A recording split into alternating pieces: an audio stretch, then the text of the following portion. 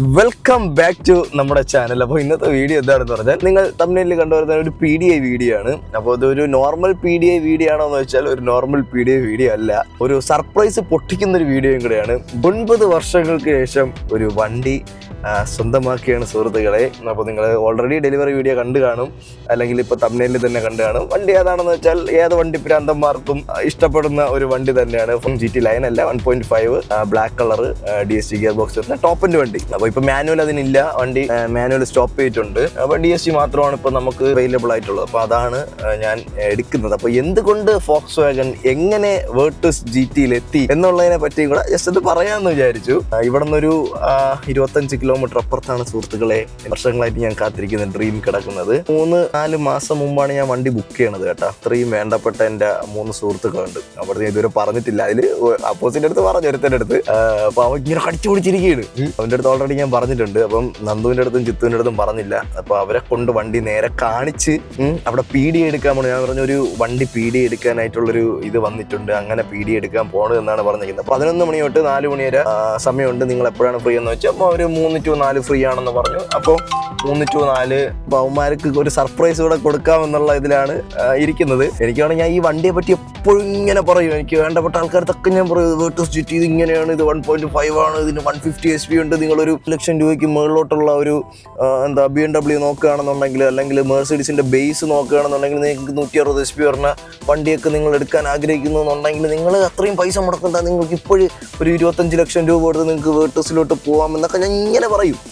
അപ്പോൾ BMലൊക്കെ പോകുമ്പോൾ മിനിമം ഒരു 1 CR 1.2 CR ആ ഒരു റേഞ്ചിലൊക്കെ പോകണോടെ, എന്നാലേ അതിൻ്റെ ഒരു സാധനമുള്ളൂ. അപ്പോൾ അത്രയും നിങ്ങൾ പൈസ മുടക്കുന്നതിന് പകരം നിങ്ങളൊരു ജർമ്മൻ എൻജിനീയറിങ് ഓവർ ബ്യൂട്ടി നിങ്ങൾ നോക്കുന്നുണ്ടെങ്കിൽ നിങ്ങൾക്ക് സ്കോഡയുടെ സ്ലാവിയ, Volkswagen വേർട്ടസ്, പിന്നെ അങ്ങനത്തെ വണ്ടികളിലോട്ടൊക്കെ പോവാം. വെർണയൊക്കെ അടിപൊളി വണ്ടിയാണ്. ഇതൊക്കെ ഒരു 150 BHP 160 BHP ഒക്കെ പറഞ്ഞ വണ്ടികളാണ് കേട്ടോ. അപ്പം നമ്മൾ വിഷയത്തിൽ നിന്ന് തെന്നി മാറി പോകുന്നുണ്ട്. അങ്ങനെയൊക്കെ ഞാൻ എപ്പോഴും വേർട്ടസിനെ പറ്റി പറയും. ഈ കംഫോർട്ട് എന്ന് പറഞ്ഞാൽ റിയർ സീറ്റിൽ കംഫോർട്ട് വലിയ ഇഷ്യൂ ഇല്ല എന്നുണ്ടെങ്കിൽ നിങ്ങൾ വേർട്ടസ് തന്നെ നോക്കണം എന്നൊക്കെ ഞാൻ എൻ്റെ അടുത്ത് ചോദിക്കുന്ന ആൾക്കാരൊക്കെ ഞാൻ പറയാറുണ്ട്. അപ്പോൾ ഇതൊക്കെ നമ്മൾ ഓടിച്ചിട്ടുള്ള വണ്ടിയാണല്ലോ. അപ്പോൾ അങ്ങനെയൊക്കെ പറഞ്ഞ് യവന്മാർക്ക്, എനിക്ക് തോന്നുന്ന യവന്മാർക്ക് കത്തുമെന്നാണ് തോന്നുന്നത്. അപ്പോസിറ്റ് വായിന്ന് പോകാതിരുന്നത് ആദ്യമായി. അപ്പോൾ എങ്ങനെ പിടിച്ച് നിൽക്കുമെന്ന് എനിക്ക് അറിഞ്ഞുകൂടാ. അപ്പോൾ സത്യം പറഞ്ഞാൽ ഒരു 2025 ജൂണിലൊക്കെ എനിക്കിത് എടുക്കണമെന്നുണ്ടായിരുന്നു കേട്ടോ. 2025 ജൂണിൽ. അപ്പോൾ 2025 ആദ്യ മാസങ്ങളിൽ ഞാൻ ഷോറൂമിൽ പോയി നോക്കിയായിരുന്നു ഈ വണ്ടി. അന്നത്തെ എക്സിക്യൂട്ടീവിൻ്റെ പേര് എനിക്കറിയില്ല. അന്ന് എനിക്ക് 2 നെക്ക് പില്ലൊക്കെ തന്നു കേട്ടോ വണ്ടി എൻക്വയറി ചെയ്യാൻ പോയ സമയത്ത്. പക്ഷെ എന്തുകൊണ്ടോ ആ ഒരു സമയങ്ങളിൽ എനിക്ക് എൻ്റെ മനസ്സിൽ തന്നെ പറഞ്ഞു, അത് ഇപ്പോൾ എടുക്കാതെ, വേണ്ട, പറ്റൂല എന്നുള്ളൊരു സാധനം എൻ്റെ മനസ്സിൽ ഉണ്ടായിരുന്നു. പിന്നെ 2025 ജൂണൊക്കെ കഴിഞ്ഞൊരു പകുതി വർഷം കഴിഞ്ഞ് 2025 തീരാറൊക്കെ ആയ സമയത്ത് എൻ്റെ മനസ്സിലൊരു വണ്ടി വേണമെന്ന് കൺഫേം ആയിട്ട് എനിക്ക് വണ്ടി വേണം. ഇപ്പം നമ്മുടെ ഷൂട്ടിനാണെങ്കിലും ബാക്കി കാര്യങ്ങൾക്കൊക്കെ ആണെങ്കിലും വണ്ടി ഇല്ലാതെ പറ്റാത്തൊരു കണ്ടീഷനായി എന്ന് പറഞ്ഞാൽ, ഇപ്പം ഈ ബൈക്കിലെല്ലാം കൂടെ എടുത്ത് വെച്ചുകൊണ്ട് പോക്ക് നടക്കത്തില്ല. പിന്നെ ഞാൻ ഭയങ്കരമായിട്ട് എൻ്റെ ക്യാമറ റിവ്യൂസും അതും ഇതെല്ലാം നല്ല ഉഴപ്പി. അപ്പം ഞാൻ വിചാരിച്ച് ഏതെങ്കിലും ഒരു വണ്ടി എടുക്കാം എന്നുള്ള ഒരു മൈൻഡ് വന്നു തുടങ്ങി ആ സമയമൊക്കെ ആയപ്പം. പിന്നെ ഞാൻ വിചാരിച്ചു, എന്തിനാണ് ഞാൻ ഏതിലെങ്കിലും കംഫർട്ടബിൾ ആവുന്നത്. അതുകൊണ്ട് ഞാൻ വിചാരിച്ച് എന്തായാലും വേർട്ടസ് തന്നെ നോക്കാം. ആ ഒരു കണ്ടീഷനായി. ഞാൻ വെച്ചാൽ വേർട്ടസിൽ ഇപ്പം നമുക്ക് വില കുറച്ച് 1 ലിറ്റർ എടുക്കാമല്ലോ. 1 ലിറ്ററിൽ GT ലൈൻ എന്ന് പറഞ്ഞൊരു സാധനം അപ്പോഴാണ് ഇറങ്ങുന്നത്. അപ്പോൾ ആ GT ലൈനിലോട്ട് പോയാലോ ചേട്ടാ, GT ലൈനിലോട്ട് പോവാം എന്നുള്ളൊരു കണ്ടീഷൻ വന്നു. അത് എന്തുകൊണ്ട് അങ്ങനെ വന്നതെന്ന് പറഞ്ഞാൽ, ഞാൻ പോളോ GT എനിക്ക് ഭയങ്കര ഇഷ്ടമുള്ളതുകൊണ്ടാണ്. ഈ ജർമ്മൻ വണ്ടികൾ ഇഷ്ടപ്പെടാൻ കാര്യം തന്നെ പോളോ GT ഓട്ടിച്ചതിന് ശേഷമാണ്. ലെജൻഡ് എന്ന് പറഞ്ഞ വണ്ടിയുണ്ട്, പോളോ GT 1 ലിറ്റർ 3 സിലിണ്ടർ പറഞ്ഞാൽ 110 SP പറഞ്ഞ പോളോ GT ലെജൻഡ്. അതായത് ഇന്ത്യയിൽ 700-800 എണ്ണേ ഉള്ളൂ, അത് കേരളത്തിൽ 5 എണ്ണം അങ്ങനെ എന്തിട്ടൊക്കെ ഉള്ളൂ. അങ്ങനെ അത് ഓട്ടിച്ചപ്പോൾ എനിക്ക് അതിൻ്റെ ടോർക്ക് കൺവേർട്ടർ ഭയങ്കര ഇഷ്ടപ്പെട്ടു. അപ്പം വേർട്ടസിൻ്റെ 1 ലിറ്ററിൽ പറഞ്ഞ ടോർക്ക് കൺവേർട്ടറാണ്. അപ്പോൾ ആ ഒരു സാധനം എടുത്താലോ എന്നുള്ളൊരു ഇതിലോട്ട് എനിക്ക് ചിന്ത വന്നു. അപ്പം ഞാൻ നേരെ ഷോറൂമിൽ പോയപ്പോൾ അമൽ എന്ന് പറയുന്ന ഒരു എക്സിക്യൂട്ടീവിനെ പരിചയപ്പെടുന്ന കേട്ടോ. അന്ന് ലാസ്റ്റ് എനിക്ക് തോന്നുന്നു ഡിസംബറിനൊക്കെ മുമ്പേ, 2025 ഡിസംബറിനൊക്കെ മുമ്പെയാണ് ഞാൻ ഷോറൂമിൽ പോകുന്നത്. അപ്പോൾ ഞാൻ പോയപ്പോൾ ഞാൻ ആദ്യം വണ്ടി എൻക്വയറി ചെയ്യാൻ പോയ സമയത്തുള്ള നമ്പറിൽ വിളിച്ചപ്പോൾ ആ ആൾ മാറി, ഇപ്പോൾ അത് അമലാണ് യൂസ് ചെയ്യണമെന്ന് പറഞ്ഞ്. അങ്ങനെയാണ് ഞാൻ അമലിനെ പോയി കണ്ടു. GT ലൈനിൻ്റെ റേറ്റ് കാര്യങ്ങളൊക്കെ എഴുതി മേടിച്ചു. അങ്ങനെ GT ലൈന് ടെസ്റ്റ് ഡ്രൈവ് ചെയ്യണമെന്ന് അമലെന്തോ ചോദിച്ചു. അപ്പം ഓൾറെഡി ഞാൻ പോളോ GT ഓട്ടിച്ചത് കൊണ്ടും ആ ഒരു പവറൊക്കെ ആയിരിക്കുമെന്നുള്ള ഇതുകൊണ്ട് ഞാൻ പറഞ്ഞു വേണ്ട എന്ന് പറഞ്ഞു. എന്നിട്ടും ഞാൻ വിചാരിച്ചു ഓട്ടിച്ച് നോക്കാം, ടെസ്റ്റ് ഡ്രൈവ് ചെയ്ത് നോക്കാം എന്നുള്ളൊരു മൈൻഡ് വന്നു. അങ്ങനെ ടെസ്റ്റ് ഡ്രൈവ് എടുത്തപ്പോൾ എനിക്ക് ആ ഒരു എന്തുകൊണ്ടോ പോളോ GT ഇപ്പോൾ ഇതിനേക്കാളും വെയിറ്റ് കുറഞ്ഞ വണ്ടി ആയതുകൊണ്ടായിരിക്കാം പോളോ GT കുറച്ചുകൂടെ പെർഫോമൻസ് എനിക്ക് കൂടുതൽ ഫീൽ ചെയ്തിട്ടുണ്ടെങ്കിൽ സ്റ്റോക്ക് വണ്ടിയാണ് കേട്ടോ. ഇപ്പം ഞാൻ ഓട്ടിച്ച പോളോ GT സ്റ്റേജ് 2+ ഒക്കെ ചെയ്ത് മറ്റേ അടുത്ത് ടർബോ മാറ്റട്ടെ, ഇന്റർകൂളർ മാറ്റട്ടെ എന്നൊക്കെ ഉള്ള ആ ഒരു പ്രാന്ത് പിടിച്ച മറ്റേ എക്സ്പെരിമെൻറ്റിലൊക്കെ ഇരിക്കുകയാണ് കേട്ടോ നമ്മൾ. അപ്പോൾ ആ ഒരു ലെവലിൽ ഇരിക്കുകയാണ് ഇപ്പോഴും. പക്ഷേ സ്റ്റോക്ക് വണ്ടിയാണെന്ന് ഓടിച്ചത്. എനിക്ക് സത്യം പറഞ്ഞാൽ അത് ആ ഒരു 1.5 ലിറ്ററിൽ നിന്ന് 1 ലിറ്ററിലോട്ട് വന്നപ്പോൾ എനിക്ക് അങ്ങോട്ട് തൃപ്തികരമാവുന്നില്ല. എൻ്റെ മനസ്സൊരെണ്ണം ഓടാ മോനും ഇത് വേണ്ട, ഇത് വേണ്ട, നീ വെയിറ്റ് ചെയ്തിട്ട് നീ അത് ഇട്, അല്ലെങ്കിൽ നീ ഇപ്പം വേറെ ഏതെങ്കിലും ചെറിയ വണ്ടി ഇട്, നിനക്ക് ഓട്ടം കൂടുതലല്ല, നീ ഒരു ബേസ് EVയോ ഏതെങ്കിലും ഒരു ടിയാഗോയോ അങ്ങനെ ഏതെങ്കിലും ഇട്. അപ്പോഴും എൻ്റെ മനസ്സിൽ ഈ മറ്റേ വില കൂടിയ EV അതൊന്നുമില്ല. ഇപ്പം എൻ്റെ ഓട്ടം കൂടുതലായതുകൊണ്ട് ഒരു പിറക് ഫ്രണ്ടേ പോയ വണ്ടി എന്ന് വീണത് അങ്ങനെ എന്നൊക്കെ ചിന്ത വന്നു തുടങ്ങി. പിന്നെ ഞാൻ ഇതെല്ലാം വിട്ട് അങ്ങനെ അതങ്ങ് പതുവെ ഡ്രോപ്പ് ചെയ്ത് ഒരു വണ്ടി സ്വന്തമായിട്ടൊരു വേർട്ടസ് GT എന്ന് പറഞ്ഞ സാധനം ഞാൻ നൈസിന് അതങ്ങ് ഡ്രോപ്പ് ചെയ്ത് ഒരു സമയം കഴിയുമ്പോൾ നമുക്ക് എടുക്കാം. അതിനേക്കാൾ വലിയൊരു പ്രൊജക്റ്റിൻ്റെ മനസ്സിൽ കിടക്കുകയാണ് വർഷങ്ങളായിട്ട്. അപ്പം അതിനുവേണ്ടി ഇനി ഫോക്കസ് ചെയ്യാം എന്നുള്ള ഒരു സമ്പ്രദായം പറഞ്ഞ സമയത്ത് ഇതൊക്കെ നൈസിനങ്ങ് വിട്ട് അങ്ങനത്തെ ലെവലിലൊക്കെ ചിന്തകൾ വന്ന് അങ്ങനെ ഇറങ്ങി തിരിച്ച് അങ്ങനെ ഒരു 3-4 മാസം ഇങ്ങനെ അങ്ങ് പോയി. ഒരു നവംബർ, ഡിസംബർ, ജനുവരി, ഫെബ്രുവരി ഒക്കെ കഴിഞ്ഞ് മാർച്ചൊക്കെ ആയപ്പോഴേ എനിക്കൊരു കോൾ വരികയാണ്. സാർ, ഞാൻ ഇന്ന ഷോറൂമിൽ നിന്ന് ഇന്ന ആളാണ്, സാർ ഒരു എൻക്വയറി ചെയ്തിട്ടുണ്ടായിരുന്നല്ലോ, വണ്ടി എടുക്കാൻ താല്പര്യമുണ്ടോ എന്നിങ്ങനെ ചോദിച്ചു. അത്രയും ദിവസം എൻ്റെ മനസ്സിനകത്ത് ഈ വണ്ടിയെ പറ്റി ഒന്നുമില്ലായിരുന്നു. ഭ്രാന്തായി കുറച്ച് നാളായിട്ട്. ഞാൻ ചോദിച്ചു, ജൂണിൽ വണ്ടി കിട്ടാൻ ഞാൻ എപ്പോൾ ബുക്ക് ചെയ്യണമെന്ന് ചോദിച്ചു. സാർ 3 മാസമെങ്കിലും ബുക്കിംഗ് പീരീഡ് ഉണ്ട്, വെയിറ്റിംഗ് പീരീഡ് ഉണ്ട് എന്ന് പറഞ്ഞു. അത് ഓബ്വിയസ്ലി ഷോറൂമിലുള്ള ഒരു മാസത്തെ ബുക്കിംഗ് ആവാൻ വേണ്ടി പറയുന്നതായിരിക്കാം എന്തോ. നമ്മൾക്ക് അതിനെപ്പറ്റി വലിയ ഇതില്ല. അതെന്ന് പറഞ്ഞാൽ ഒരു പ്രീമിയം ലെവലിൽ, അതായത് ഒരു പ്രീമിയം സ്റ്റാർട്ടിങ് ലെവലിലുള്ള ഷോറൂമുകളുമായിട്ടൊന്നും നമ്മളങ്ങനെ വലുതായിട്ട് ബന്ധപ്പെട്ടിട്ടില്ല. നമ്മൾ നോർമലി സാധാരണക്കാരന്മാർ നമ്മളൊക്കെ കൊണ്ടു നടക്കുമ്പോഴത്തെ ഷോറൂമുകളിലുള്ള വണ്ടികളുടെ ഡീലേഴ്സുമായിട്ടൊക്കെ ഇടപെട്ടിട്ടുള്ളൂ. അത് വെച്ച് നോക്കണമെങ്കിൽ ബുക്കിംഗ് കിട്ടാൻ വേണ്ടി പറഞ്ഞതായിരിക്കാം എന്ന് വേണമെങ്കിൽ നമുക്ക് ചിന്തിക്കാം. പക്ഷേ അങ്ങനെ അല്ലടായി, ബുക്കിംഗ് പീരീഡ് ഉണ്ട്. കാരണം എന്ന് പറഞ്ഞാൽ വണ്ടി നല്ല മൂവ്മെൻ്റ് ഉണ്ട്, ആൾക്കാർക്ക് കിട്ടാനില്ല. അതുപോലെ തന്നെ ടൈഗിൻ്റെ ഫേസ് ലിഫ്റ്റ് പുതിയ വണ്ടി വരുന്നുണ്ട്. അപ്പോൾ അതൊക്കെ വരുമ്പോൾ ഞാൻ മനസ്സിലാക്കി അത് വരുമ്പോൾ അത് ഫോക്സ്വാഗൺ തന്നെ പുതിയൊരു 8 സ്പീഡ് 80 അവർ കണ്ടുപിടിച്ച് കൊണ്ടുവന്നിട്ടുണ്ട്. അപ്പോൾ അതുകൂടെ വരുമ്പം അത് ബേസ് ഓട്ടോമാറ്റിക് തൊട്ടേ 80 പഴയ 80 എടുത്ത് കളഞ്ഞിട്ട് പുതിയ 80 കൊണ്ടുവരികയാണ് 8 സ്പീഡിൻ്റെ. അപ്പം ലോങ് റൈഡിനൊക്കെ ആ 80 അടിപൊളിയായിരിക്കും, മൈലേജ് കിടിലുമായിരിക്കും എന്നൊക്കെ വെച്ച് ആൾക്കാർ എന്തായാലും അതിലോട്ട് കുറേ പോകും. അപ്പോൾ ഈ വണ്ടി പ്രൊഡക്ഷനും സ്റ്റോപ്പ് ചെയ്യുമെന്നൊക്കെ എനിക്കൊരു ചെറിയൊരു ഐഡിയ ഉണ്ടായിരുന്നു. അപ്പോൾ ഞാൻ എന്ത് ചെയ്ത്, നാളെ ഞാൻ വന്ന് വണ്ടി ബുക്ക് ചെയ്യാമെന്ന് പറഞ്ഞു. പിറ്റേ ദിവസം രാവിലെ ഇറങ്ങി, കുറേ തിരക്കുകളൊക്കെ ഉണ്ടായിരുന്നു. ഈ കേസ് ഞാൻ സത്യം പറഞ്ഞാൽ മറന്നുപോയി കേട്ടോ. ഞാനിങ്ങനെ പാളയത്ത് നിൽക്കുമ്പോൾ, എനിക്ക് ഇപ്പോഴും ഓർമ്മയുണ്ട്, പാളയത്ത് ഞാൻ നിൽക്കുമ്പോൾ എന്നെ ഇതിൻ്റെ ടീം ലീഡർ എന്നെ വിളിക്കുകയായി. അരുൺ എന്നാണ് പേര്. അരുണിനെ കുറിച്ച് കുറേ കാര്യങ്ങൾ പറയാനുണ്ട്. സീരിയസ്ലി അരുൺ എന്ന് പറയുന്ന ഒരു വ്യക്തി ഇല്ലായിരുന്നെങ്കിൽ ഞാൻ മിക്കവാറും ഈ വണ്ടി ഇപ്പോഴെടുക്കൂലായിരുന്നടേ. സീരിയസ്ലി ഞാൻ പറയാം.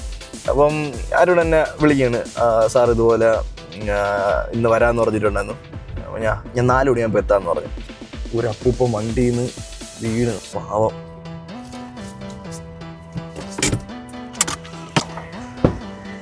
ചേട്ടാ വണ്ടി ഓഫ് ചെയ്യട്ടോ, എടുത്തോണ്ട് പോകും. ഞാൻ പിടിച്ചിട്ടുണ്ട്. ഓഫ് ചെയ്ത് അപ്പം അതുവഴി ഇറങ്ങി, വണ്ടി വീടില്ല, അതുവഴി ഇറങ്ങി. ഈ കാലപ്പുറത്തിട്ട് ഇറങ്ങ്, സ്റ്റാൻഡ് ഇട്ടോ, ഈ സ്റ്റാൻഡ് ഇട്. എന്ത് പറ്റിയ സ്റ്റാൻഡ് ഇരിക്കൂല.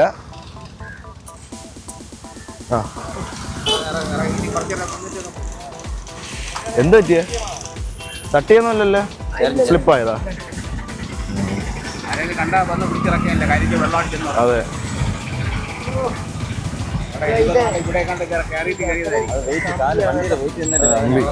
കുറച്ചേരം ഇരുന്നിട്ട് പോകട്ടോ.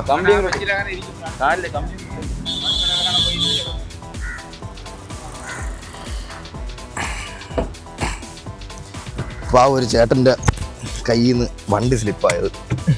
പെട്ടെന്ന് ആരും അങ്ങനെ നിർത്തൂലടാ, ഇങ്ങനെ വെള്ളം ഒടിച്ച് കിടക്കണം എന്നൊക്കെ പറഞ്ഞാൽ കാല് വയ്യാത്തൊരു ചേട്ടൻ എനിപ്പിച്ച് അവിടെ ഇരുത്തി. അത് ആൾക്കാരുണ്ട്, കുഴപ്പമില്ല, വേറെ മുറിവ് അങ്ങനെയൊന്നുമില്ല. ജസ്റ്റ് ഒന്ന് ചരിഞ്ഞ് നിന്നേ ഉള്ളൂ, കാല് കുത്തി അങ്ങനെ നിന്ന്. അതും ഇല്ലെങ്കിൽ നമുക്ക് എടുത്തോണ്ട് പോകണമെങ്കിൽ എടുത്തോണ്ട് പോകണമെന്നൊന്നും പ്രശ്നമൊന്നുമില്ല. ഇപ്പോൾ മറ്റേ തട്ടിയിട്ട് എവിടെയെങ്കിലും കിടന്ന് ആരും എടുത്തുകൊണ്ട് പോയി അവരെ പേരിൽ കേസാവും എന്നുള്ള പരിപാടിയൊന്നും ഇല്ല കേട്ടോ. അതൊക്കെ പണ്ടാണ്, അപ്പം അങ്ങനെയൊന്നുമില്ല.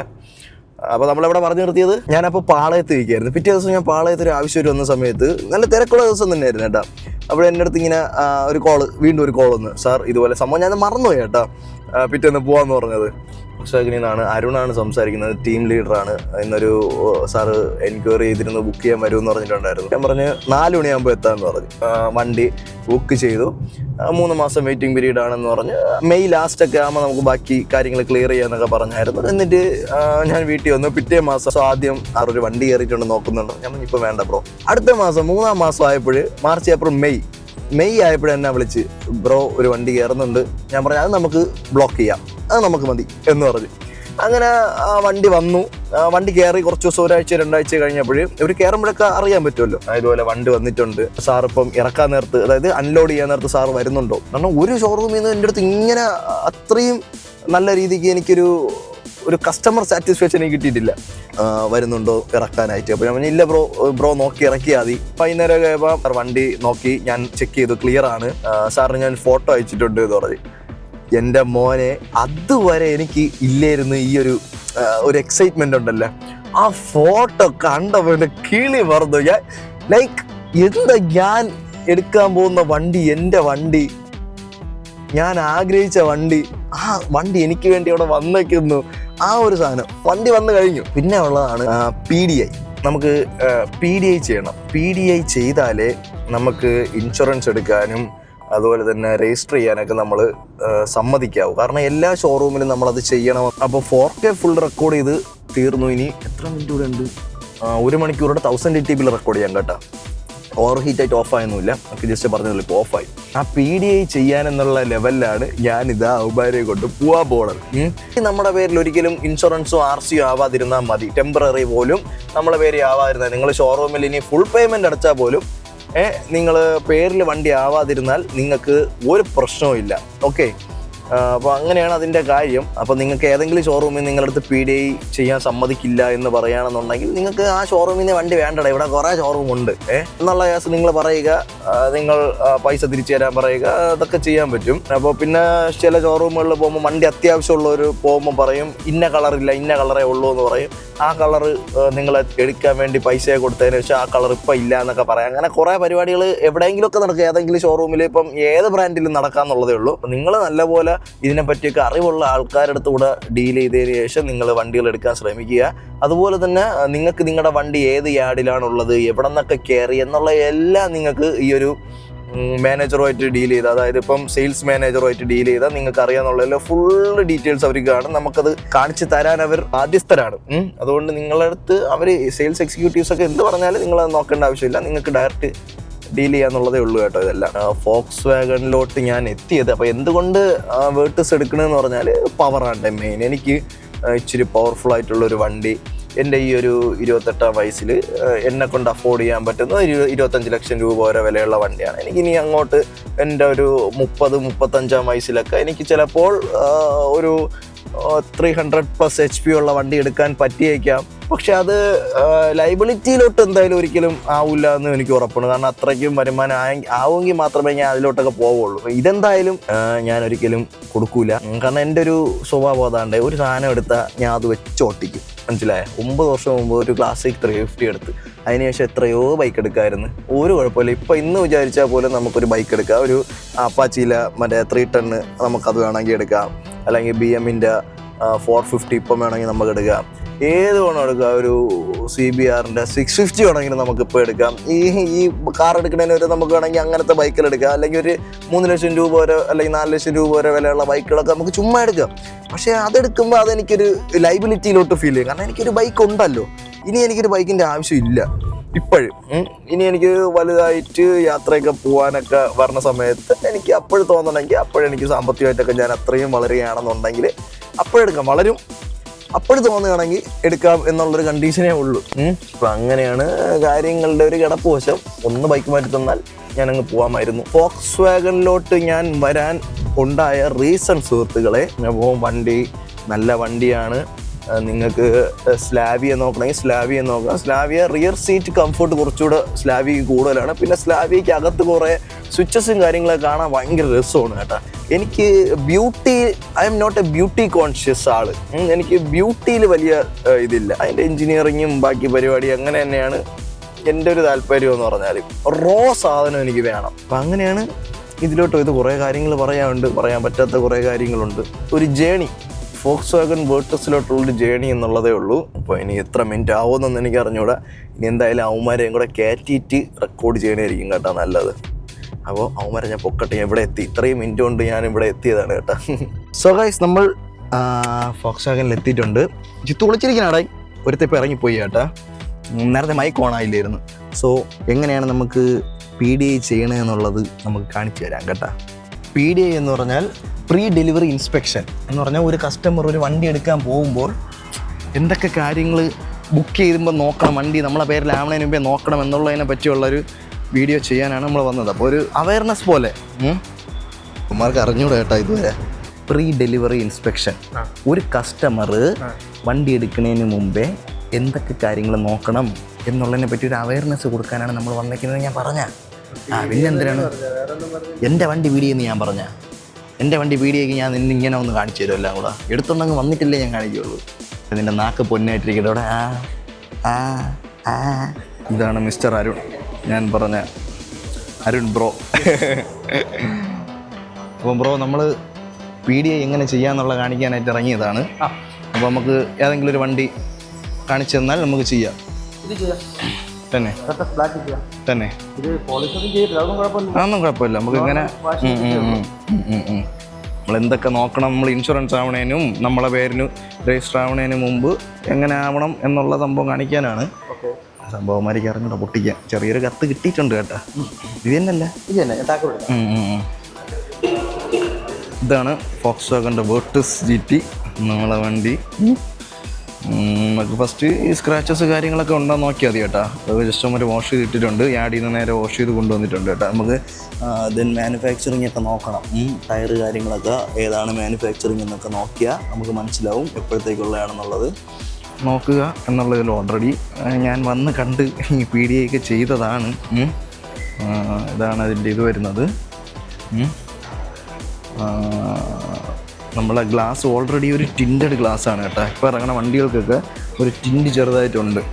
ഇതാണിത്, ഇതിൻ്റെ പരിപാടികൾ അങ്ങനെയാണ് വരുന്നത്. ഇതാണ് കീ വരുന്നത് കേട്ടോ. നമുക്ക് ജസ്റ്റ് ഇതാണ് സ്റ്റാർട്ടിൻ്റെ പരിപാടിയൊക്കെ വരുന്നത്. ഇപ്പോൾ ചാവി ഓണായിട്ടുണ്ട്. നമുക്ക് പവർ വിൻഡോസ് എഡ്ജിങ് ഉണ്ടോ അങ്ങനെയൊന്നും വരില്ല. ആ ഒരു കാര്യങ്ങളൊക്കെ നോക്കിയാൽ മതി കേട്ടോ. വെളിയിലോട്ട് ചാർന്നുണ്ടോ ഇല്ല എന്നൊക്കെ അതിൻ്റെ ആവശ്യമേ ഉള്ളൂ. ബാക്കി എന്നൊക്കെ ഓൾറെഡി നോക്കിയതാണ്. പിന്നെ ജസ്റ്റ് അവന്മാർക്ക് സർപ്രൈസ് കൊടുക്കാൻ വേണ്ടി ഞാനത് ചെയ്തെന്നേ ഉള്ളൂ കേട്ടോ. AC കാര്യങ്ങളൊക്കെ വെൻ്റൊക്കെ നമുക്ക് ഇവിടെ ടച്ചാണ് കേട്ടോ പറഞ്ഞത്. ഇങ്ങനെയൊക്കെയാണ് പറഞ്ഞത്. ഹോട്ട് ആൻഡ് കൂളൊക്കെ ഇങ്ങനെയാണ് ആക്കാനുള്ളത്. നമ്മൾ ഗിയർ ബോക്സ് വരുന്നുണ്ട്, ഇവിടെ അഡാപ്റ്റർ ഇവിടെ വരുന്നുണ്ട്. അങ്ങനത്തെ കാര്യങ്ങളാണ് പറഞ്ഞത്. ഇനി ചിരിക്കാതിരിക്കണ്ട, ചിരിച്ചോ. അപ്പോൾ അങ്ങനെയാണ് ഇതിൻ്റെ കാര്യങ്ങളൊക്കെ വരുന്നത്. ഇതാണ് ബാക്ക്. അകത്ത് മാറ്റ് കാര്യങ്ങളൊന്നും ചെയ്തിട്ടില്ല. നമുക്ക് MLF മാറ്റ് കാര്യങ്ങളൊക്കെ ചെയ്യണം.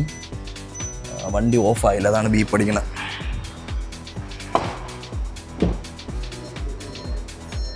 വണ്ടി ഓഫ് ആക്കണത് കൂടെയാണ്. നമുക്ക് ബോണറ്റൊക്കെ വലിച്ച് നോക്കാനായിട്ട് ഇവിടെ വലിക്കുമ്പോൾ ബോണറ്റ് പൊങ്ങും. നമുക്ക് എന്നിട്ട് ബോണറ്റ് പൊക്കിയിട്ടേ, ഇതാണ് നമ്മുടെ ഒരു 1.5 ലിറ്ററിൻ്റെ ആ ഒരു എഞ്ചിൻ എന്ന് പറയുന്നത്. ഇപ്പോൾ നമ്മളെ വണ്ടി ഇനി ഒരു 10 ദിവസം ഷോറൂമിനകത്ത് തന്നെ കാണും. ഫോക്സ്വാഗൺ ആൾക്കാർ ഇനി എന്തായാലും ഈ വണ്ടി ഇറങ്ങിയതിന് ശേഷം കാണുള്ളൂ കേട്ടോ.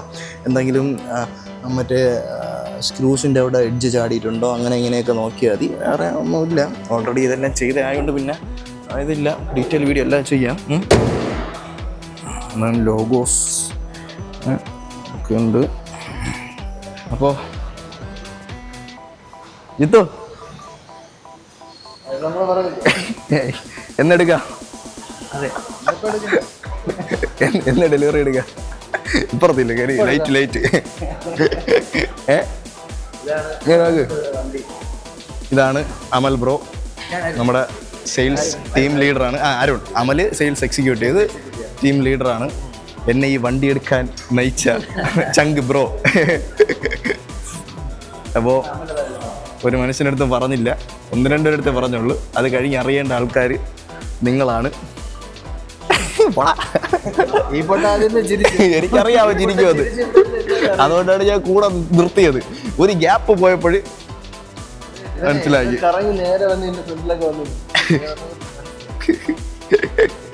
ഇതാണ് അമൽ ബ്രോ കേട്ടോ. അമൽ സെയിൽസ് എക്സിക്യൂട്ടീവ്. അമലാണ് എന്നെ ആദ്യം വിളിച്ചത്. അതിനുശേഷം അരുണുമായിട്ടുള്ള ഡീലിങ്സ് എല്ലാം നടത്തിയത്. നോക്ക് നമ്മളെ വണ്ടി 12-ാം തീയതി തൊട്ട്, അല്ല ഇപ്പോൾ ഓൾറെഡി അല്ലേ ആയി, 12-ാം തീയതി ഇറക്കാം നമുക്ക്. പിടി ചാവി പിടി. ഇന്ന് വേണമെങ്കിലും എടുക്കാൻ പറ്റില്ല, TP ഒന്നും ഇട്ടില്ല. എന്തൊരു നിനക്ക്, നീയല്ലേ ഇപ്പൊ വണ്ടി ഓട്ടിക്കാൻ പഠിച്ച സ്കോഡാന്ന് പറഞ്ഞിരിക്കണേ. കയറി നോക്ക്, ഓട്ടോമാറ്റിക്കലി നിനക്ക് പറ്റുള്ളൂ. പറ എന്താണ് ജിത്ത്, എന്താണ് ജിത്തുവിന്റെ? ഇന്നും നാളെ വേണ്ട, 12-ാം തീയതി നൈസിന് ഉച്ചയ്ക്ക് അങ്ങ് ഇറങ്ങാം. ഞാൻ അപ്പുറം സൈഡ് ഇതുവരെ കയറിയിരുന്നില്ല.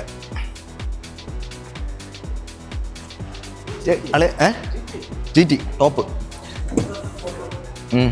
ഗ്ലാസ് ടിൻറ്റഡ് ആണല്ലേ കുറച്ച്. എനിക്ക് എത്ര പെർസെൻറ്റേജ് ബ്രോ ഇത് പറഞ്ഞാൽ? 10% ടിൻറ്റഡ് ഉണ്ട് കേട്ടോ.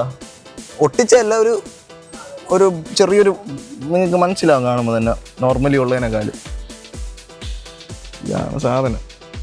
ഇവന്മാർക്കൊരു സർപ്രൈസ് കൊടുക്കാനായിട്ട് കൊണ്ടുവന്നതാണ്. അപ്പോൾ ഇതിൻ്റെ വർക്കറൗണ്ടൊക്കെ ഡീറ്റെയിൽ വീഡിയോ ഇറക്കിയതിന് ശേഷം നമുക്ക് ചെയ്യാം.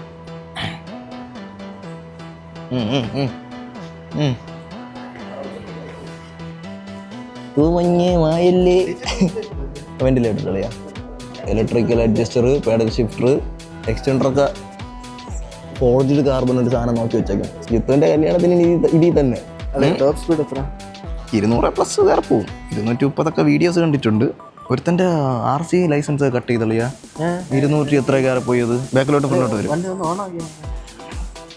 സ്റ്റാർട്ട് ചെയ്യല്ലേ?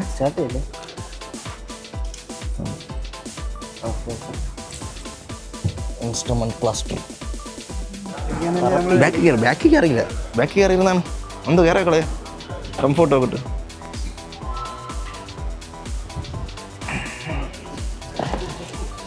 ഞാനോടെ കയറാം. സെൻട്രലിൽ കാലപ്പുറത്തിട്ടോ കളിയാ. ഞാൻ ഓൾറെഡി വന്നല്ല ബാക്കി കളിയാ. യാടി കിടന്നപ്പോൾ തന്നെ ഞാൻ എല്ലാം ക്ലിയർ ചെയ്തു. FM നമുക്ക് ലോഗിൻ ചെയ്താലേ അടക്കോളൂ. ഇതാണ് പരിപാടി. കംഫോർട്ട് അല്ലേ കളിയാ? പക്ക സെറ്റ്.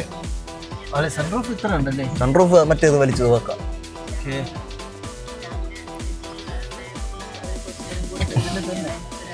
ഇത് അട്ടപ്പെട്ടിരിക്കണ്. ഇവിടെയാണ് കേട്ടാ ലൈറ്റ് കളിയാ, സെന്ററിലല്ല. കൊള്ളാം കേട്ടാ അത് അല്ലേ? ബെറ്റർ ഇതാണ്. നമുക്ക് കൈ വെച്ച് തന്നെ എടുത്ത് എത്തി ഇതാക്കാം.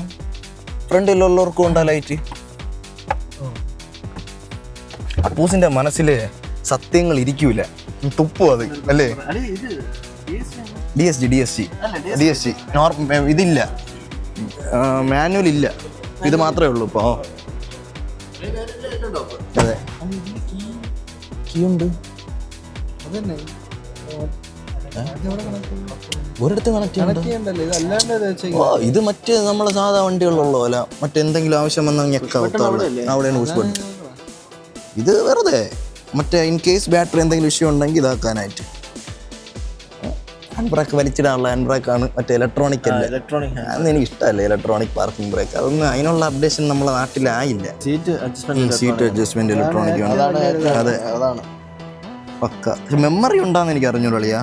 നോക്കണം, മെമ്മറി കാണാൻ ചാൻസ് ഇല്ല. കംഫോർട്ട് ഉണ്ടോ സീറ്റ്? സ്റ്റിയറിംഗ് ചെറിയ സ്റ്റിയറിംഗില് നമ്മളെ സാധാ വണ്ടികൾ. അതെ എനിക്കിതാണ് ഇഷ്ടം. പിന്നെ മറ്റേതാണ് നമ്മുടെ വണ്ടിയിലാണെങ്കിൽ ഇതല്ലേ, ഇപ്പുറത്താണോ മറ്റേ ജർമ്മൻ അല്ലേ? വൈപ്പർ ഇപ്പുറത്ത്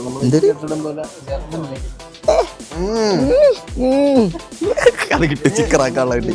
എങ്ങനെ കാല് കൊടുക്കുമ്പോ എങ്ങനെ? അയ്യോ എടുത്തിട്ട് നമ്മളെ ബോയ്സ് ട്രിപ്പ് കളിയാ.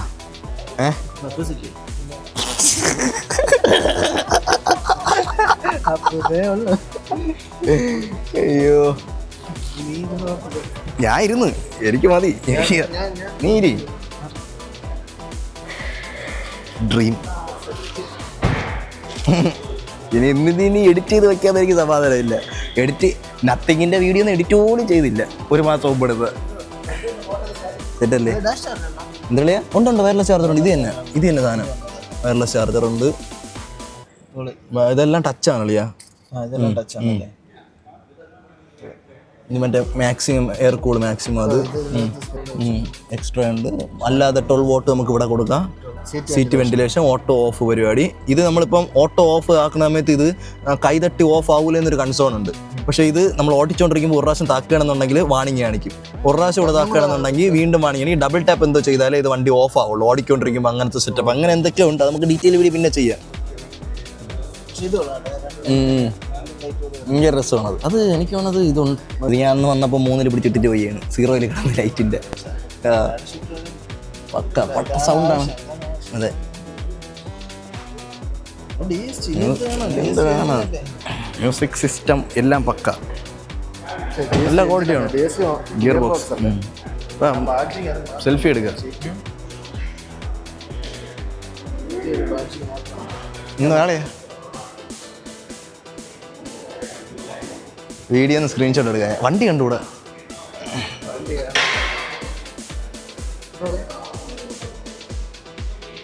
ഓക്കെ, അന്ന് സ്ക്രീൻഷോട്ട് എടുത്തോളാം ഞാൻ. സുഖങ്ങളിൽ വന്നപ്പോൾ നന്ദുവിന് വണ്ടി ഒന്ന് ടെസ്റ്റ് ഡ്രൈവ് ചെയ്യണമെന്ന് പറഞ്ഞു. പിന്നെ ബ്രോ അല്ലാതെ ആര് അല്ലേ ബ്രോ? ഇതാണ് മറ്റേ അപ്പൂസ ഞാൻ പറഞ്ഞ ഗാർഡ്.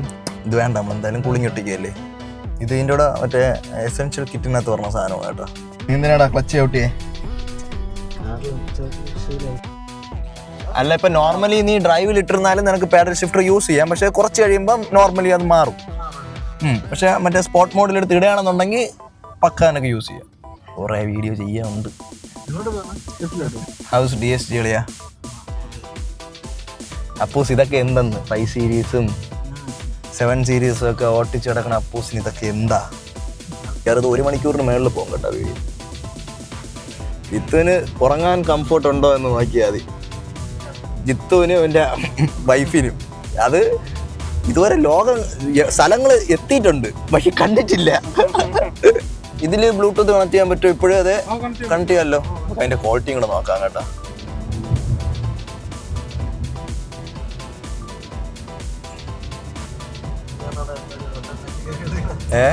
അല്ലെ, നമ്മൾ ഈ സാധാരണ AMT അല്ലെങ്കിൽ ടോർക്ക് കൺവേർട്ടറൊക്കെ ഓട്ടിച്ച എക്സ്പീരിയൻസ് വെച്ചിട്ടായിരിക്കും ഈ ഓട്ടോമാറ്റിക് വണ്ടികളെ കുറ്റം പറയുന്നത്. പക്ഷെ ഒരു DSGയോ DCTയോ ഓട്ടിച്ച് കഴിഞ്ഞാൽ ഒരുത്തനും അത് പറയൂല. അല്ലെങ്കിൽ പാഡൽ ഷിഫ്റ്റർ ഒക്കെ യൂസ് ചെയ്യണം. അതിലിത് വേണ്ടല്ലേ, പാഡൽ ഷിഫ്റ്റർ വെച്ച് നീ യൂസ് ചെയ്ത് പോയാൽ മതി.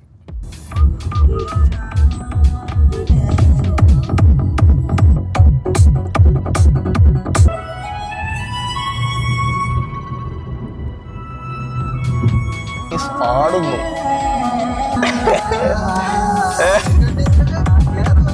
എന്തളിയാ അളിയാ, 10 ദിവസം നീ വെയിറ്റ് ചെയ്യളിയാ. നിനക്കൊരു സ്ട്രെച്ച് തരാ. ഇവിടെ നിന്ന് 5 മണിക്കൂറിൽ കോഴിക്കോട് എത്തുന്നു. 5 മണിക്കൂറിൽ നന്ന് കോഴിക്കോട് എത്തുന്നതായിരിക്കും. നേരെ കുതിരാനില്.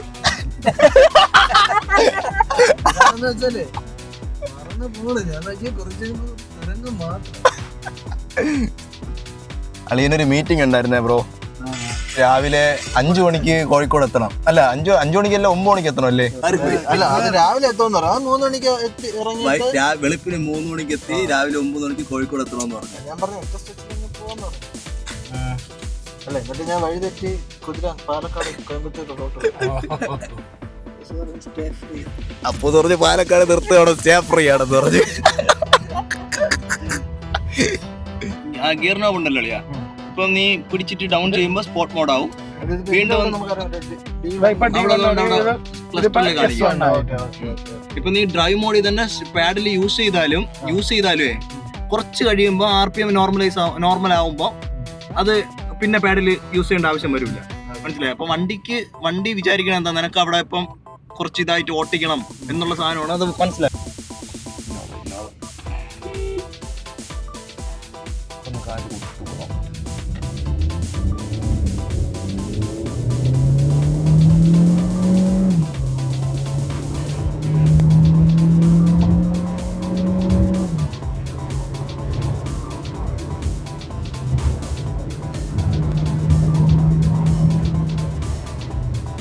Single beep, 120 140 full beep കേട്ടോണ്ടിരിക്കുന്നത്.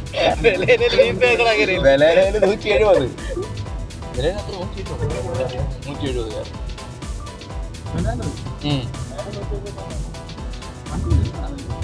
എന്നില്ലല്ലോ. Tyre തറയെ തൊടാതെ പറക്കില്ല.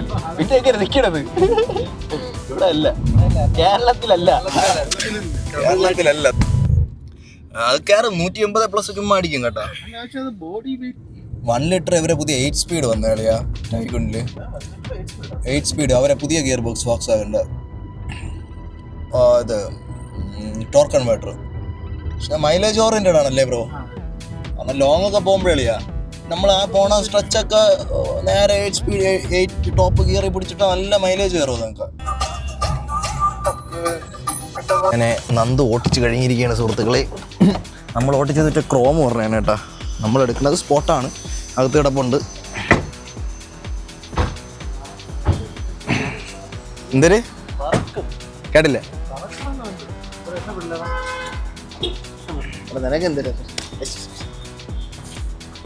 അപ്പോൾ ഇതാണ് അമൽ ബ്രോ. ഞാൻ ബ്രോയുടെ നമ്പർ കൊടുത്തേക്കാം. അപ്പോൾ ആൾക്കാർ വിളിക്കുമ്പോൾ ഡീറ്റെയിൽ പറഞ്ഞു കൊടുക്കുമല്ലോ. അമൽ ബ്രോ ആണ് എൻ്റെ ഫോണ്. താങ്ക്സ്. ലോഗോ എല്ലാം മറ്റേ നമ്മളെ GTIയിലൊക്കെ വരുമ്പോഴത്തെ ഉള്ളതല്ലേ. ഇപ്പോഴത്തെ ടൈഗുണ്ണല്ല അത് തന്നെ കേട്ടോ പറഞ്ഞത്. ഇനി അടുത്ത് നമ്മളടുത്ത് ഇതിൻ്റെ വീഡിയോ എടുക്കാൻ വിത്ത് ബുക്ക് ചെയ്യാൻ വരുമ്പോൾ